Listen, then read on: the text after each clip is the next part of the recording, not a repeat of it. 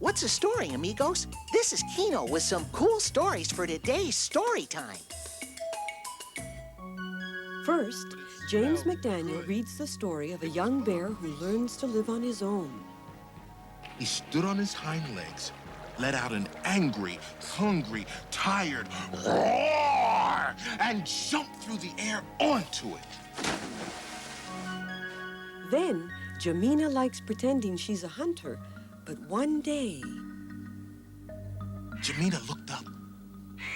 Vultures hung high in the heavy noon heat, and all around she could sense danger.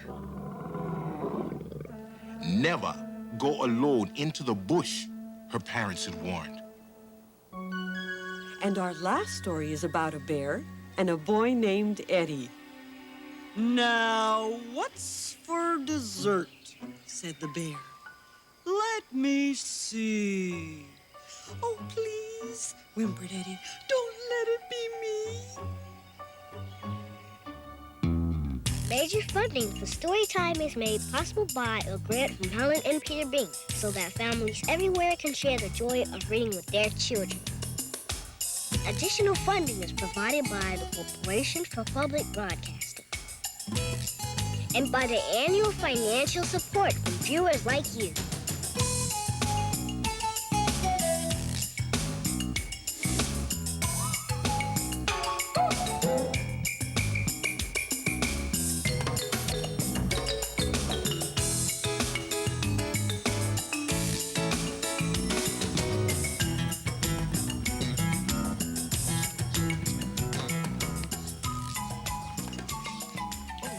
Oh, boy, what am I gonna do? This is a big pain, and I don't like it.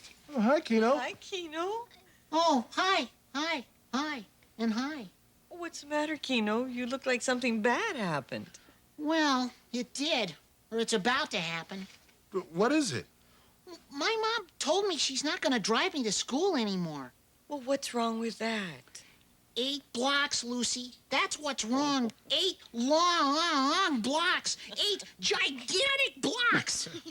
But you're 7 years old, Kino. You're ready for it. I don't know. The walk is very long. 8 huge, humongous blocks. Hey, but Kino, you're in great shape.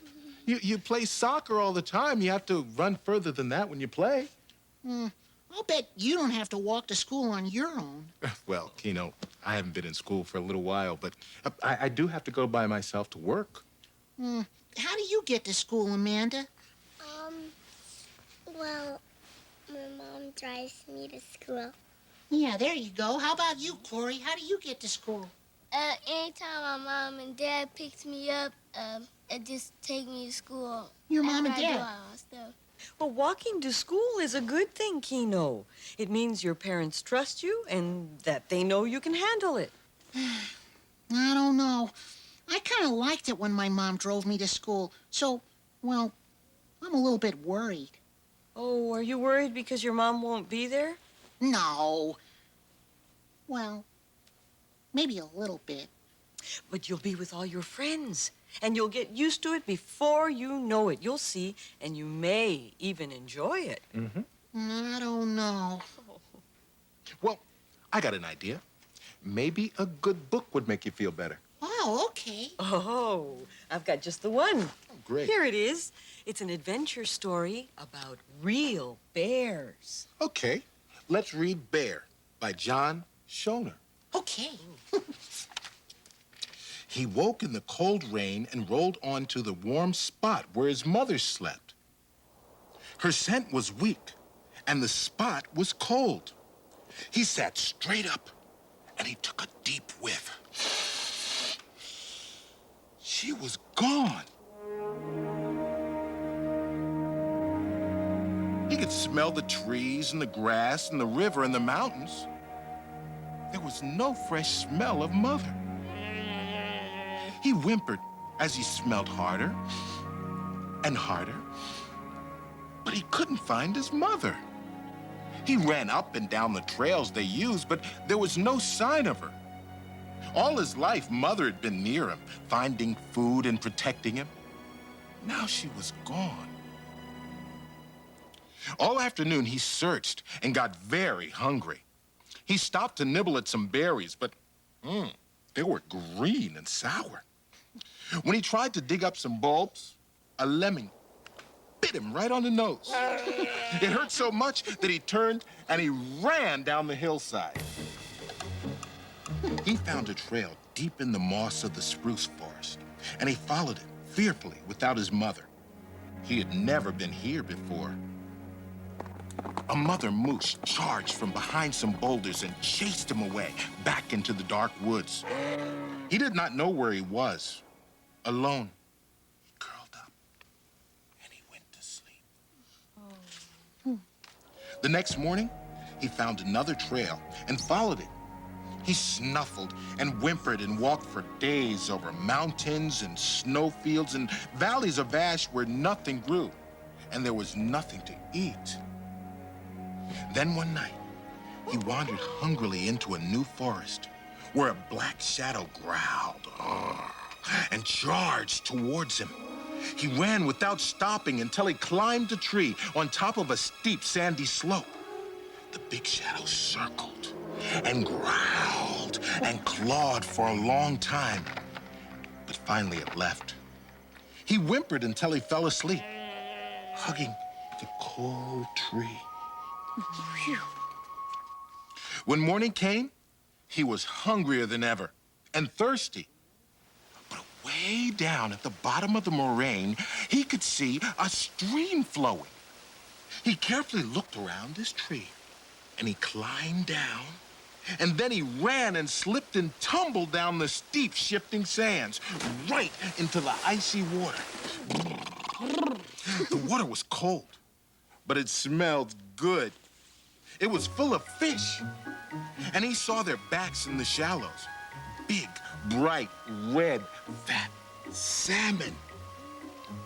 They swam upstream by dozens and dozens and filled the pool with scarlet. He charged after the nearest one, but it got away easily. He ran after all of them until the water was foaming and he was tired. But he couldn't catch even one. He put his face underwater and tried to sneak up on them. He sneaked faster and faster until he was like a moving wave.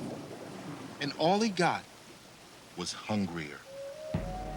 The sun was high in the sky when he climbed a rock in the middle of the stream and he saw one last fish. He stood on his hind legs, let out an angry, hungry, tired roar, and jumped through the air onto it. Yes.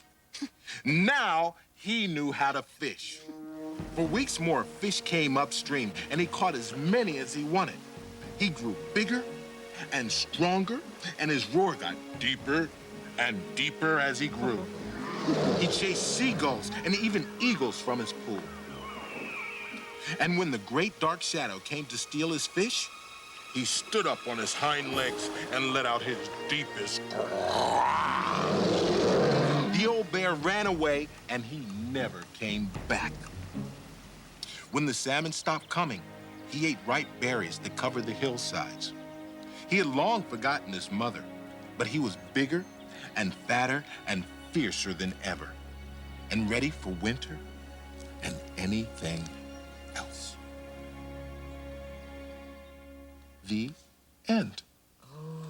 Whoa. That was pretty scary.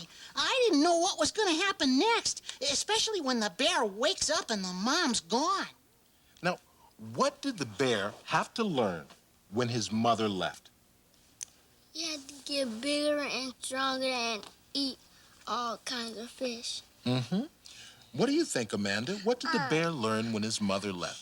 Well, he learned how to fish salmon. Very good. Yeah. Can you think of anything He else? learned how to eat berries.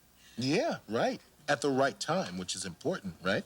Yeah. What happened when he ate the berries for the first time? They're sour. Yeah. They're sour. You ever had any sour berries? I have berries. What does it make your face do? Yeah. It makes my face look like this. Yeah. Oh, yes. Really sour. Like a lemon, right? A lemon sour.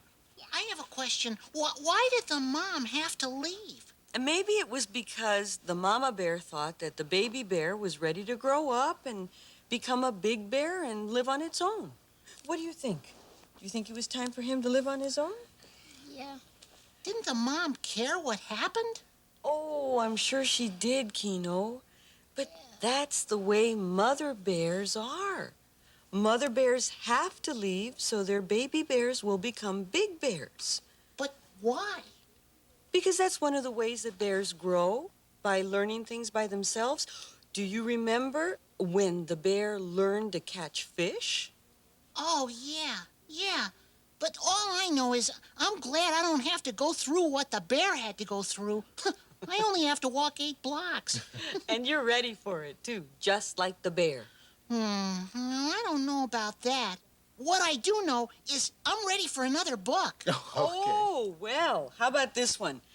It's an adventure story from Africa. Okay. Yeah. Let's read it. Okay. It's The Hunter by Paul Garrity. Let's see what this is about. In the early morning, Jamina went with her grandfather to collect honey. They followed the honeybird far into the bush. I want to see elephants, cried Jamina. Grandfather, do you think we will? You'll be lucky if you do, said the old man. We don't see many now, not since the hunters came. Hunters? Jamina's eyes lit up. I'm going to be a hunter. Jamina played hunter. She shot the mighty elephant. She tracked a rhino deep into the forest. She stalked the pride of lions. Then she turned back to look for her grandfather. But she had wandered too far into the bush, and the old man and the honeybird were nowhere to be seen. She called out, but there was only silence. Then far away on the wind, Jamina heard a sound, a sad and desperate cry that tugged at her heart. She held her breath and she listened. Jamina looked up. Vultures hung high in the heavy noon heat, and all around she could sense danger. Never go alone into the bush, her parents had warned. But the sound was so mournful, she couldn't help but follow. Farther and farther she went, until she came to a clearing. There she found a tiny elephant trying in vain to wake his mother.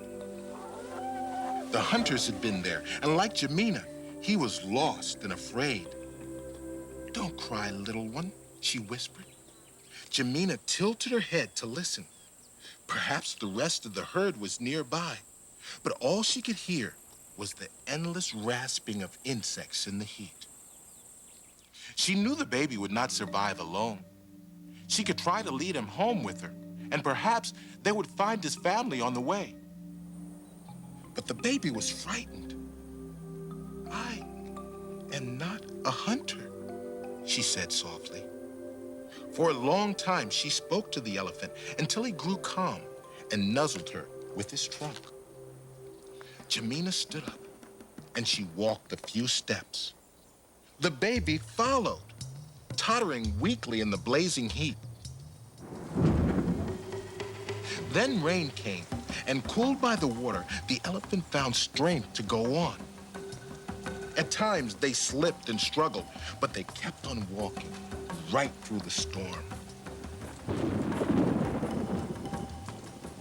As the skies cleared, the baby grew excited, and for a moment, Jamina thought she could hear elephants. But when she stopped to listen, there was only the whispering of the wind in the grass. For a long time, the elephant would not move.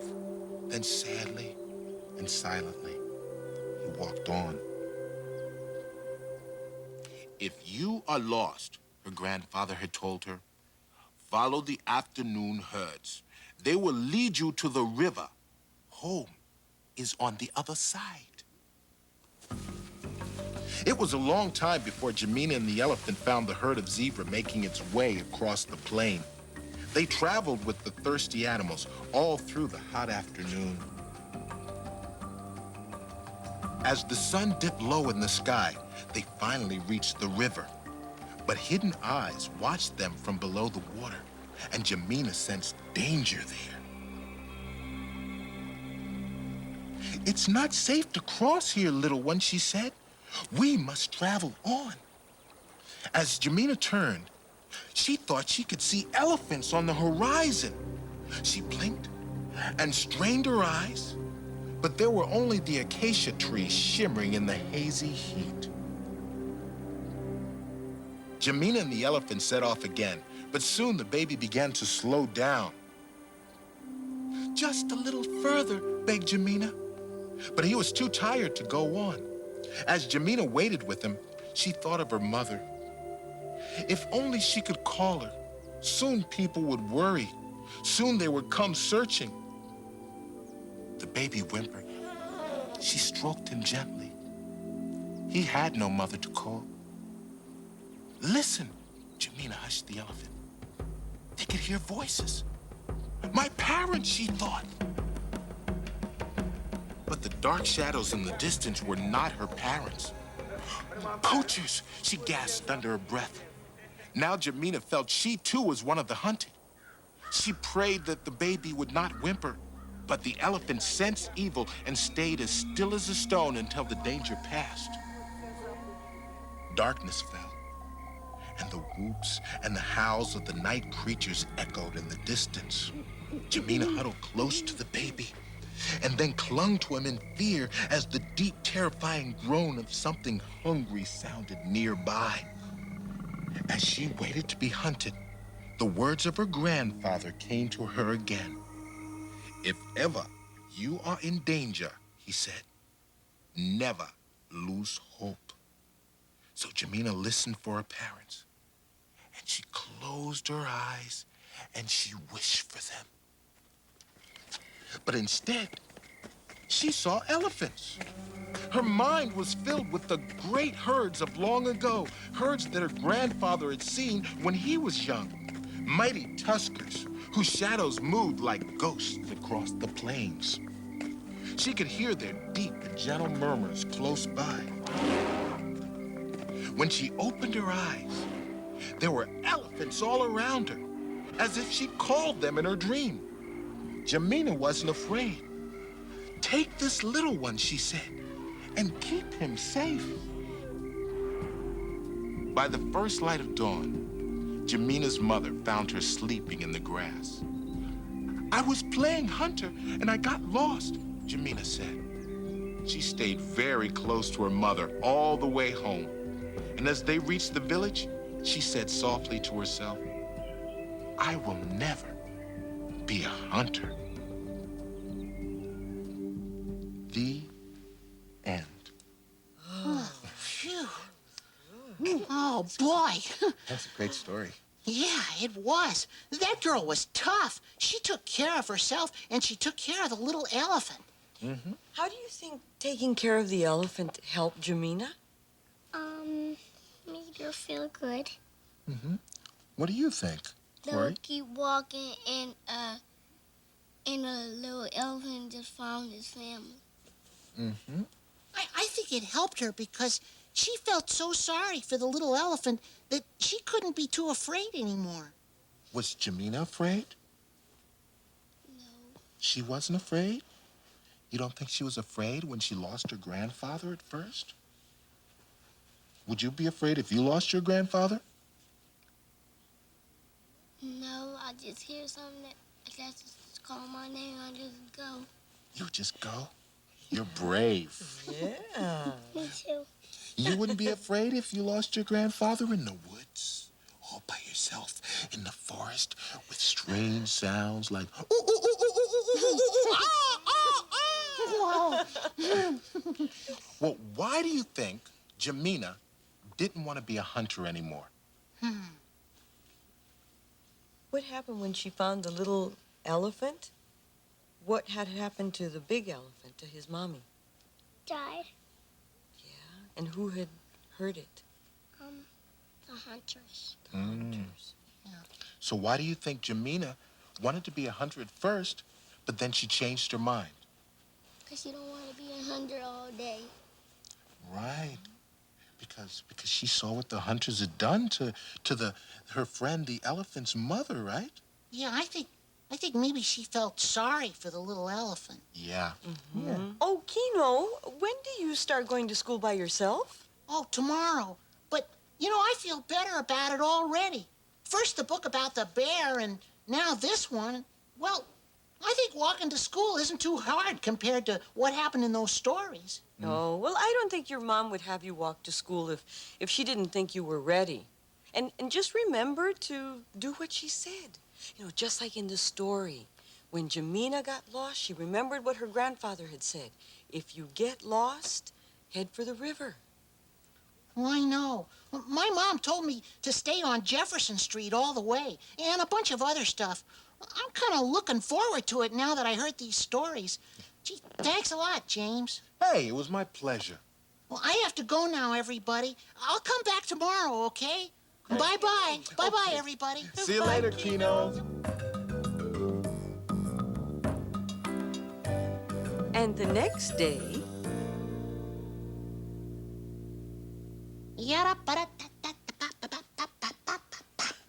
Hey, Kino, how did walking to school by yourself go? Oh, real good. I didn't have any problems. I did it all by myself, and it was great.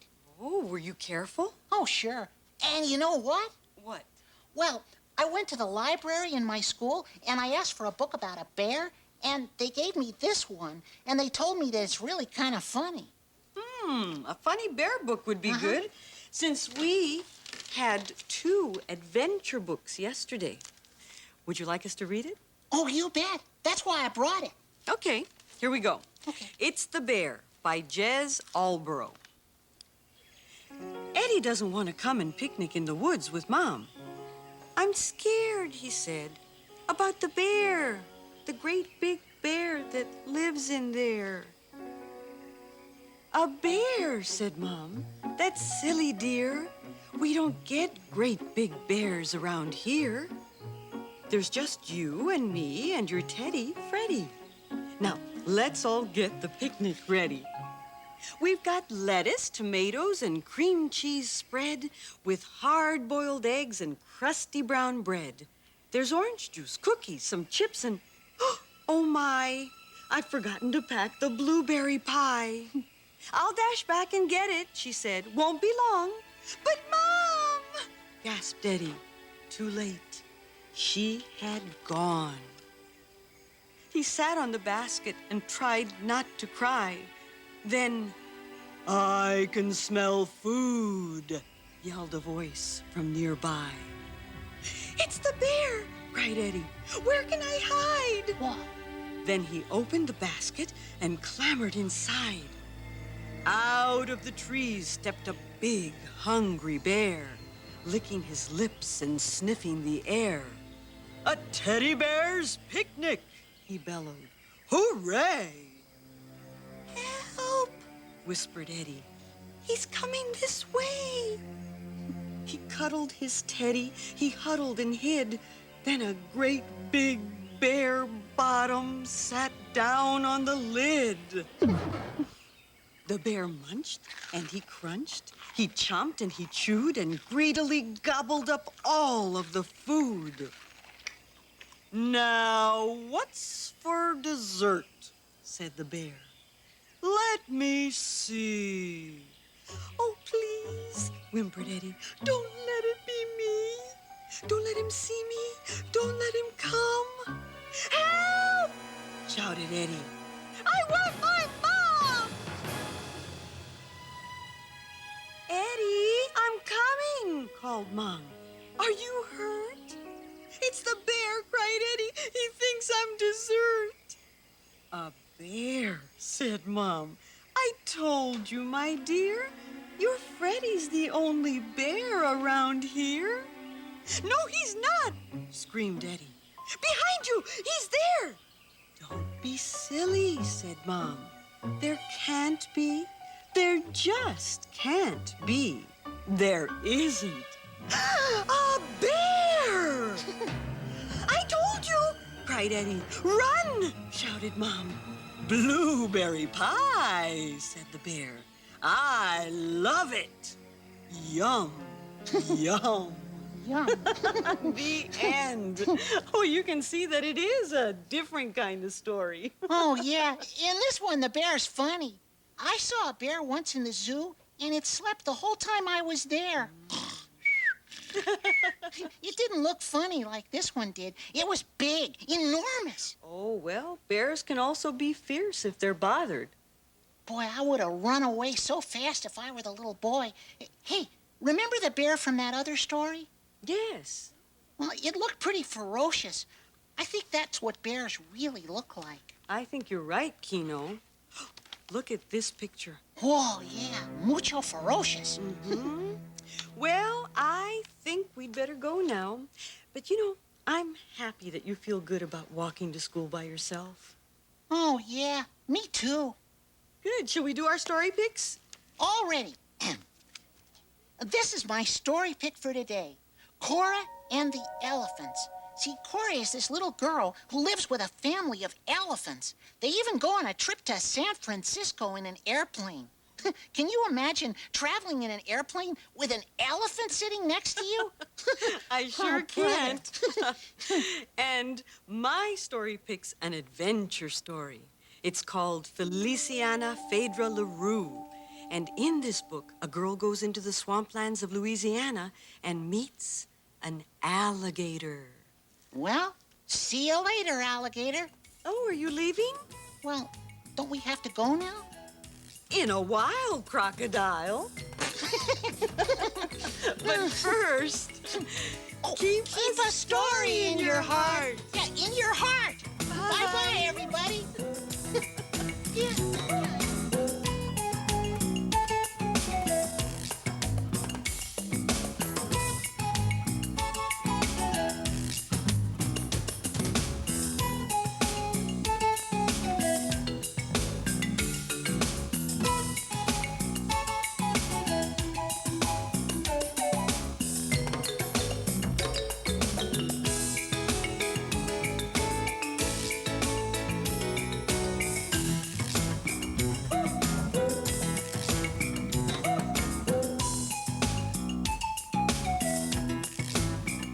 Today's Storytime books are Bear,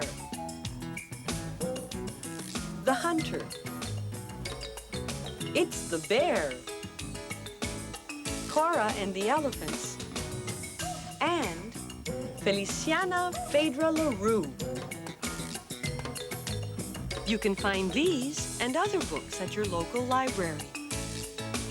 Major funding for Storytime is made possible by a grant from Helen and Peter Bain, so that families everywhere can share the joy of reading with their children. Additional funding is provided by the Corporation for Public Broadcasting and by the annual financial support from viewers like you. Storytime is a production of KCET Los Angeles.